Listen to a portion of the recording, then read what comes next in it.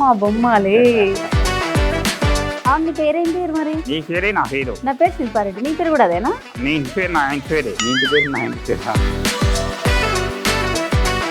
ఎందుకు అట్లా? అంతే. ఓకే, మా నాన్న శిల్పాలు చెప్తాడు. ఓహో, మీ నాన్న శిల్పాలు చెప్తాడా? కొంతమందికి ఉంటుంది నేను కూడా మిమిక్రీ ఆర్టిస్ట్ అవ్వాలి చెయ్యాలి అని.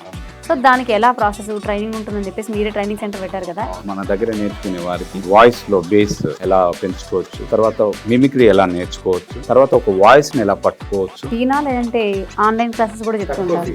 అంటే ఈ హైదరాబాద్ లో ఉన్నటువంటి ఫీజుల కంటే చాలా తక్కువ ఫీ, ఎక్కువ రిజల్ట్. సో మీ ఆర్థిక పరిస్థితి ఎలా ఉంది మరి ప్రెసెంట్? ఇప్పుడే నిలదొక్కుని కళామ తల్లి దయ వల్ల ముందుకు వెళ్తున్నాం అన్నమాట. ఈవెంట్స్కి వెళ్ళినప్పుడు కొంతమంది పేమెంట్ ఇస్తారు, కొంతమంది ఎగ్గొట్టడం కూడా జరుగుతుంటది. మీకు ఎప్పుడైనా అటువంటి సంఘటన జరిగిందా? చాలా టైంలో జరిగిందండి. పొలిటీషియన్స్ వాయిసెస్ చేసినప్పుడు అని అంటే కొన్ని సంబంధం లేని విషయాలు ఒక లింక్ కట్టి అంటే అవమానాలు ఎక్కువ చూశాను. కానీ ఓల్డ్ ఈజ్ గోల్డ్ అంటారు కదా, ఒకసారి చేస్తారా? అబ్బా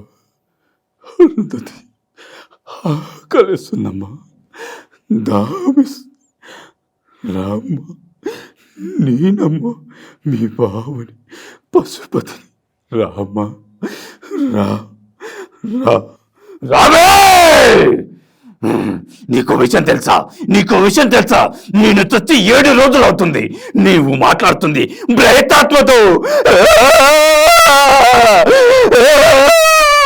ఇట్లా